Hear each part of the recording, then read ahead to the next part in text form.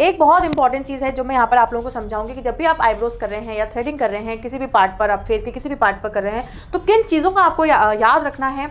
आपको ये गलतियाँ कभी नहीं करनी है जो मैं अभी आपको बता रही हूँ। सबसे पहले तो मैंने जो आपको बताया था कि आपको पाउडर का यूज़ ज़रूर करना है, जिससे कि वो जिस भी पार्ट पे आप कर रहे हैं उसके छोटे छोटे बाल भी अच्छे से रिमूव हो जाएं और धागा बहुत स्मूथली अपना काम कर पाए। नेक्स्ट, अगर कहीं पर आपके क्लाइंट के फेस पर, आईब्रोज पर या फिर चिन पर या फिर जहाँ पे भी आप करने वाले हैं थ्रेडिंग का यूज़ या थ्रेड का यूज़, तो वहाँ पर कट नहीं लगा होना चाहिए या फिर उनको कहीं चोट नहीं होनी चाहिए या उनका कहीं जला नहीं होना चाहिए। कई बार क्या होता है, जो ऐसा मेरे साथ भी कई बार हुआ है कि जब बहुत बार फीमेल क्लाइंट्स आते हैं, खाना बनाया घर पे, तो कई बार तेल का छींटा लग गया आईब्रोज के ऊपर या लिप्स के ऊपर या कुछ कट लग गया है, उसके ऊपर आप धागा बिल्कुल भी ना चलाएं। आप उन क्लाइंट को भी ये चीज़ समझा सकते हैं कि अगर हमने ये चीज़ की तो हो सकता है कि आपको बहुत ज़्यादा दर्द हो। तो ये चीज़ आपको ध्यान रखना है कि कहीं भी चोट लगी है या फिर कुछ इस तरीके के सिम्टम आपको दिख रहे हैं जहाँ पे आप धागा लगाएंगे तो उनकी खाल निकल सकती है, तो वो हमें गलती कभी भी नहीं करनी है। थर्ड इसमें पॉइंट आपको याद रखना है कि अगर जला हुआ है, कटा हुआ है, तो आप एस्ट्रोजन यूज़ नहीं करेंगे, मॉइस्चराइजर यूज़ करेंगे। ये 3-4 चीज़ें आप याद रखेंगे।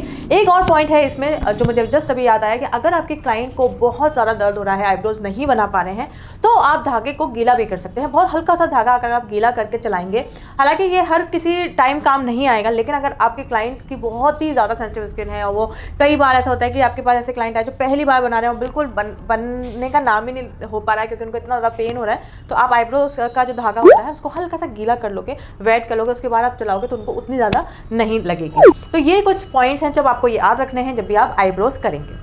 अब मैं आपको यहाँ पर बहुत ज़्यादा कंफ्यूज नहीं करूँगी, 8-10 आईब्रोज के शेप नहीं बताऊँगी। यहाँ पर मैं आपको जो 4 मेन टाइप की आईब्रोज होती हैं वो बताऊँगी। बेसिकली हमें आईब्रोज में शेप देना अच्छे से आ जाना चाहिए और उसके बाद आप फिर किसी भी प्रकार की आईब्रोज को बहुत अच्छे से बना सकते होंगे। और अगर मैं यहाँ पे आपको अभी बहुत सारी आईब्रोज, ऐसे तो हम देखें तो बहुत सारी आईब्रोज होती हैं, लेकिन अगर मैं आपको यहाँ पर बहुत सारी बताऊंगी तो इनिशियल स्टेज पे आप बहुत ज़्यादा कंफ्यूज जाएंगे। तो 4 जो बेसिक आईब्रोज होती हैं उनके बारे में मैं यहाँ पे आपको समझा रही हूँ। बोर्ड पर मैंने कुछ ड्रॉ किया है, जैसे कि यहाँ पर आप देख रहे होंगे फर्स्ट आईब्रो जो कि स्ट्रेट दिख रही है आपको, ये आपको कॉमनली काफ़ी स्ट्रेट आईब्रोज आपको दिखने में आएंगी और जिनके लंबे फेस होते हैं उन पर स्ट्रेट आईब्रोज अच्छी लगती हैं। और आप कोशिश करिए कि जिस स्ट्रक्चर का फेस है, अगर उस स्ट्रक्चर की आप थोड़ी बहुत आईब्रोज के अपने हिसाब से, यानी कि अगर आपको बहुत प्रोफेशनली अच्छे से आईब्रोज बनानी आ गई हैं, तो अगर आप फेस के अकॉर्डिंग आईब्रोज का शेप देंगे तो और अच्छे से उनकी आईब्रोज अच्छे से उभर कर दिखेंगी और उनका फेस का स्ट्रक्चर भी अच्छा लगेगा। तो यहाँ पर मैं आपको समझा रही थी कि ये हमारी स्ट्रेट आईब्रोज जो कि यहाँ से बिल्कुल सीधी होती हैं और पीछे की तरफ से हल्की सी टिंट होती है, नीचे की तरफ होती है, उसको हम स्ट्रेट आईब्रोज कहते हैं। और आप इन्हें कैसे पहचानेंगे?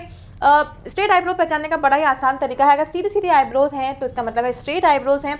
एक चीज़ का यहाँ पर ध्यान रखेंगे, किसी भी प्रकार की आईब्रोज होगी, अगर आप बिगिनर हैं और अभी आप आईब्रोज बनाना जस्ट सीख रहे हैं तो आपको कैसे करना है, यहाँ पर ये बड़ा ध्यान से सुनिएगा।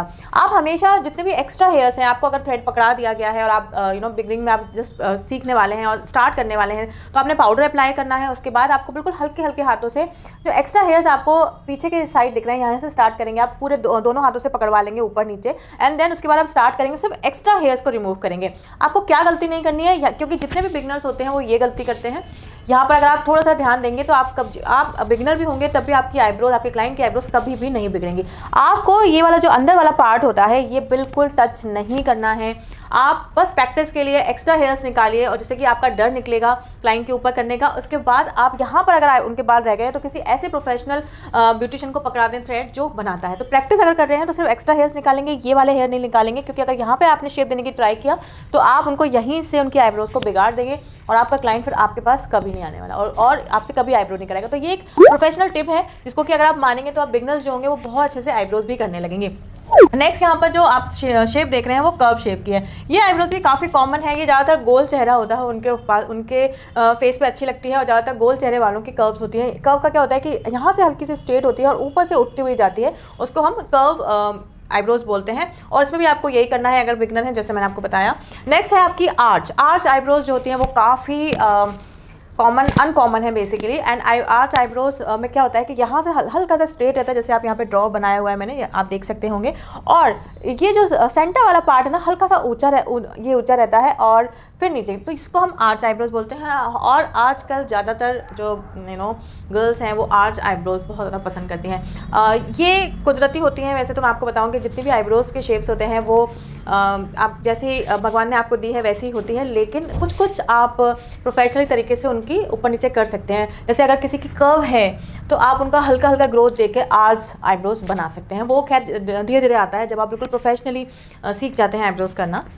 Now normal eyebrows. Normal eyebrows में हल्का सा यहाँ से स्ट्रेट, देन हल्का सा कर्व एंड देन हल्का सा टिन। तो ये हमारी नॉर्मल आईब्रोज होती हैं। ये मैंने आपको इसलिए बताया क्योंकि ये आपको जानना बहुत ज़रूरी है, ये 4 आईब्रोज और किस तरीके से करना है, यहाँ पे मैंने आपको ये भी अच्छे से समझा दिया है।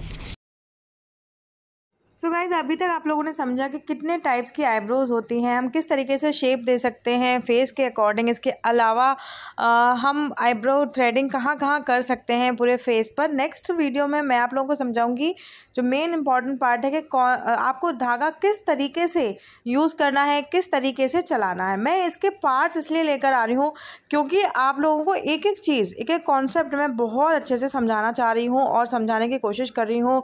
और अगर आप मेरी इन्हीं क्लासेस को, पार्लर के कोर्स की क्लासेस को, जिसमें मैं आप लोगों के लिए 12 दिन की ये क्लासेस लेकर आ रही हूँ, जो मैं आपको आगे आने वाले टाइम पे पार्लर का पूरा कोर्स इसमें सिखा रही हूँ, तो आप मेरे चैनल को ज़रूर सब्सक्राइब कर लीजिए। अभी तक अगर सब्सक्राइब नहीं किया है तो वीडियो को लाइक कर देना, शेयर कर देना। जो लोग इस फील्ड में हैं और सीखना चाहते हैं, घर बैठे आप पार्लर का कोर्स कर सकते हैं। So guys, yes, thank you so very much. अब हम मिलेंगे अपने नेक्स्ट वीडियो में। Bye bye, take care.